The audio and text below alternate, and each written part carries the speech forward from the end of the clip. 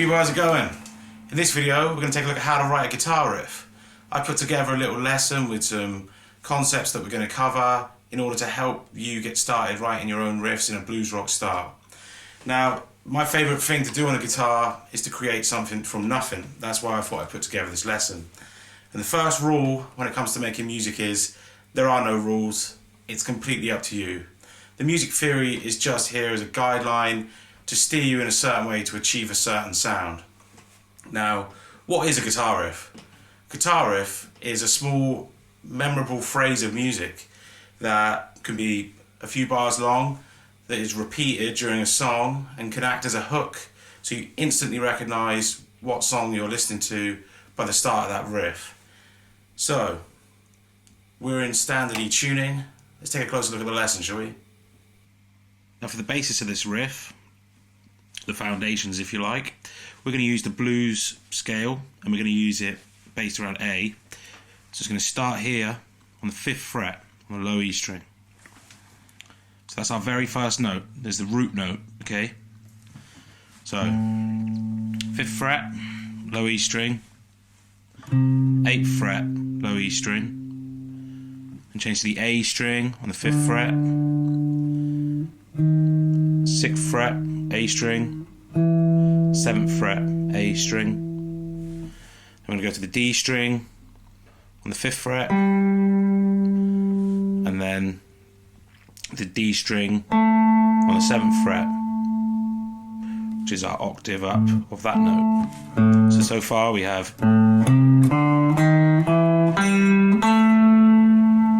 So that's one octave played through the blues scale in A. And we're also going to add these notes to the blues scale. So 5th fret on the G string, 7th fret on the G string, 8th fret on the G string, and then on the B string we're going to go 5th fret, 8th fret, and on the high E string 5th fret, and then the 8th fret. So when we put it all together we have this.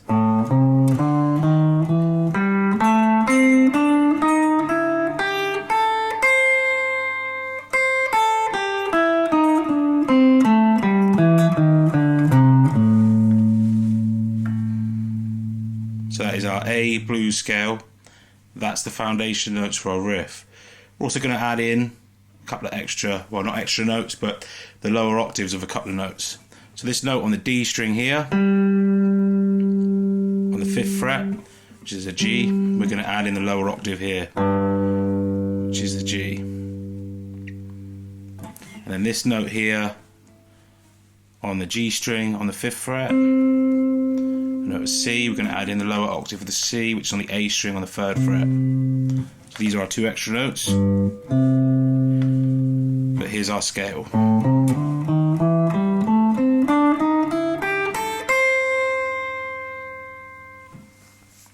Now what you want to do is practice going up and down that scale, if you don't already know it, to get it so it's remembered in the muscle memory of your fingers.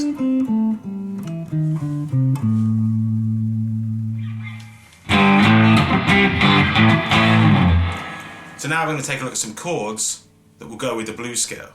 So let's take a closer look at them, shall we? And we're going to use power chords to get the rock feel, and we're going to play them over our blues scale. So the first power chord is on the 5th fret on the low E string. We place our first finger. Then we place our 3rd finger on the A string on the 7th fret, and our little finger on the D string on the 7th fret. That gives us these three notes. It's an A power chord. There's the root, this one's a 5th, this one's the octave. Now keep this shape exactly the same wherever we move it, this spacing, how these fingers are. So we'll take this finger through the notes of the blues scale. So our next stop is the 8th fret, which gives us a C power chord. Then we're going to go up a set of strings, but to this note here on the 5th, on the A string, which is a D, add in our fingers as they were before. So that means our 3rd finger is on the D string the 7th fret, and our little finger is on the G string on the 7th fret. That gives us a D power chord. Then up to our next step on our blues scale. This gives us a D sharp power chord. And then the next step, which gives us an E power chord. So this first finger is on the A string on the 7th fret. Now, what we're going to do with the next note, which is here, we're going to play the power chord using the note that's an octave lower that we looked at earlier. So that means the first finger on the 3rd fret on the low E string, 3rd finger on the A string on the 5th fret, the little finger on the D string on the 5th fret. That gives us a G power chord.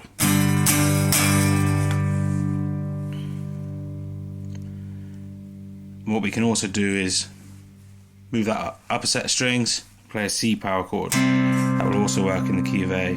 So you've got all these chords.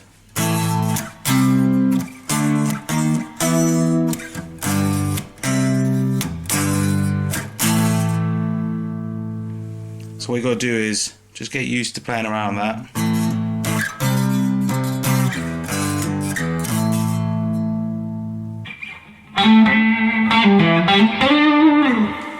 So now we're going to take a look at some techniques that you can use to combine the chords with the notes of the scale and start putting together your own riffs. So now you've got your A blues scale and your power chords. Now we're going to look at some techniques that are going to allow you to express yourself creatively when writing your riff. So there are 5 different techniques we're going to look at: sliding, bending, vibrato, hammer-ons, pull-offs. So take the notes of the A blues scale. First thing is sliding. Just try sliding between the notes. Sliding up to a note of the blues scale or down. So you can pluck the first note and slide up to the second one without plucking it. The next thing to look at is bending. So if we take this note here on the G string on the 7th fret, first of all just try bending it. I tend to do it with my 2nd finger when I'm bending, or my 3rd finger. And this is a great note to bend here. And what you're trying to do is either bend it up a semitone, which is up 1 fret, or a whole tone, which is up 2 frets. So you can practice by doing a little bend and then stepping up the semitone to here if you've played that note. Or with the whole tone.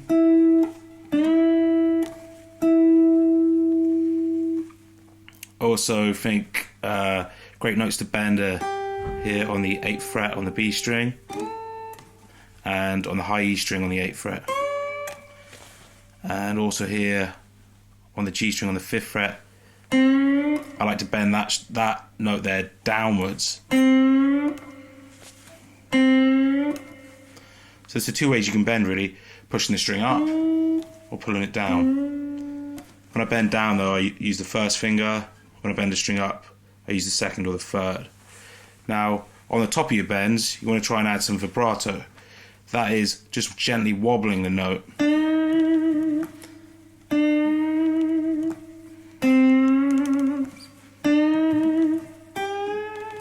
It's good to try and develop your own approach to vibrato. So whether you like to use vibrato fast or slow or fast. Now, another technique is a hammer-on. If you take the D string on the 5th fret with the 1st finger, we're going to hammer on using the 3rd finger onto the next note of the blues scale, which is on the 7th fret. You can hammer on just as a single note, or you could hammer on repeatedly. I kind of like using the single note when I'm writing riffs.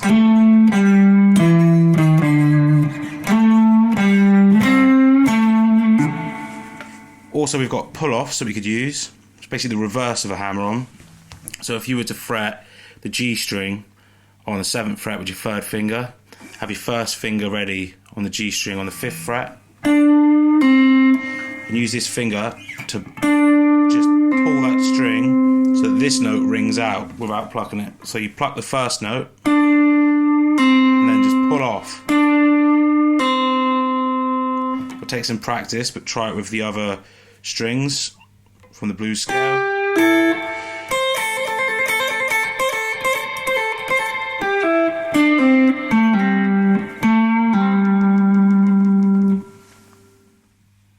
Here's a couple of techniques you could use with the power chords when writing a riff. So take your A power chord made up of just the 2 notes that we looked at earlier, and just bar this finger on the lowest 2 strings and hammer on to the 5th.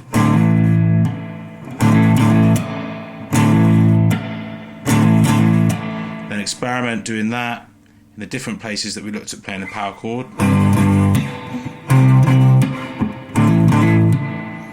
Another technique is to use a shuffle, standard blues shuffle, keeping these 2 fingers like this, adding in the little finger on the 9th fret here on the A string. So we switch between these 2 like this, and then adding on the little finger.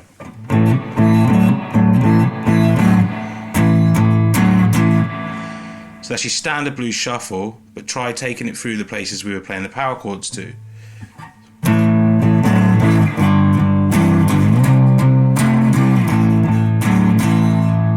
And you can combine that with the other technique that we looked at.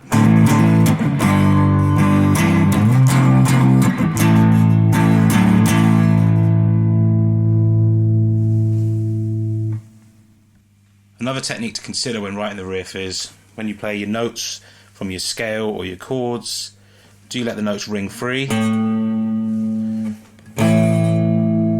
Or do I place the side of my hand on the bridge to mute the strings?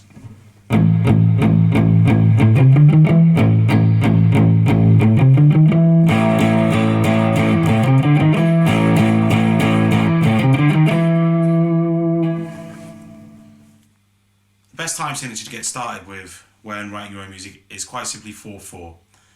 That means there are 4 beats to each bar, and each beat is exactly the same length, which is a quarter note.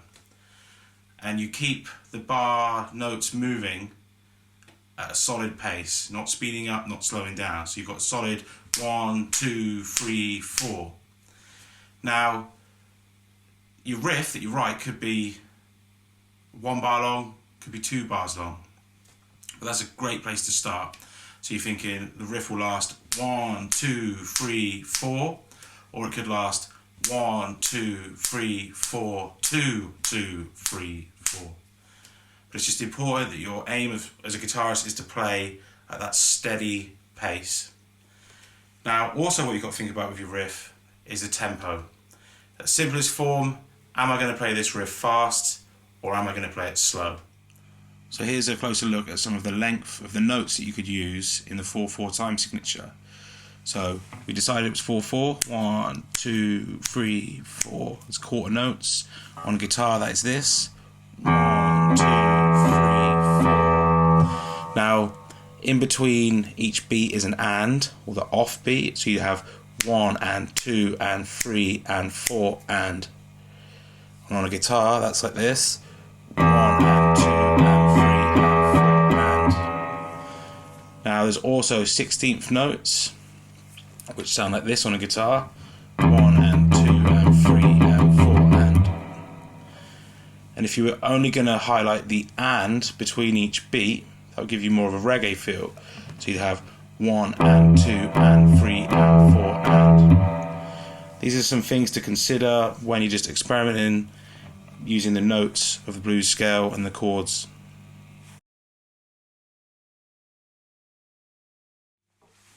So now what we've got is the various pieces of the puzzle that we need to make a guitar riff. So we've got a scale, we've got some techniques, we've got our chords, our shuffles, and we're thinking about the tempo. Now, it's no good just instantly trying to think, right, I'm going to write a riff. What you kind of need to do is, this is my approach, and this is what works for me, that's why I'm sharing it with you, is just start to sort of jam along with yourself, just keeping the steady pulse going of our beat, and try and get to the point where you're playing and you're not thinking about anything. Your mind should clear of thoughts, that's the aim of the game, and things will just start to musically present themselves. Now this is, like I said, my approach. It works for me. Hopefully it'll work for you too. So, just thinking of our pulse, this is the tempo we've chosen. Just start jamming along with yourself.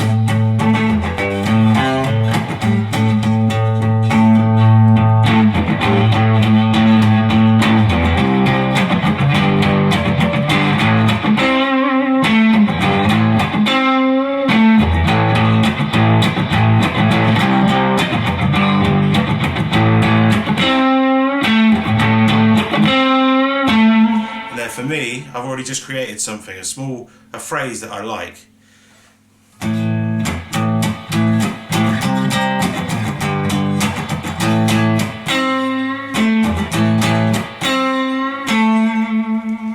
So if we take that idea as our first riff, then what we need to do is think about tone.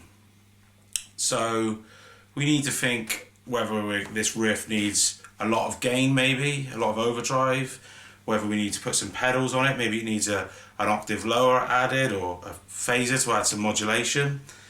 Or if you don't have any pedals and your amp's limited, don't forget on the guitar we've got this built-in tone switch. So here it is normally.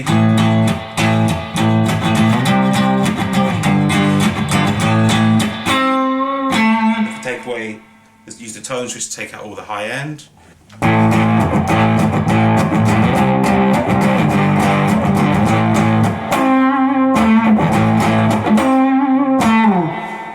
Now, if you decide that you like your riff, here's another tip that I like to do. Use something to capture that riff. Most smartphones now have a video camera on them. Just quickly record yourself playing that riff and stockpile it in your riffs collection. Or if you've got an old tape recorder, or just something to capture that so you can come back to it at a later date. Then when you re-listen to what you recorded, usually you can hear which ones sound a lot better than the others and which ones you probably want to take further on and maybe create a song out of using. So I hope that you found this lesson helpful. Hit the thumbs up if you have, and don't forget to subscribe. And if you like this style of lesson, I'll do some more on songwriting. Thanks for watching. See you again soon.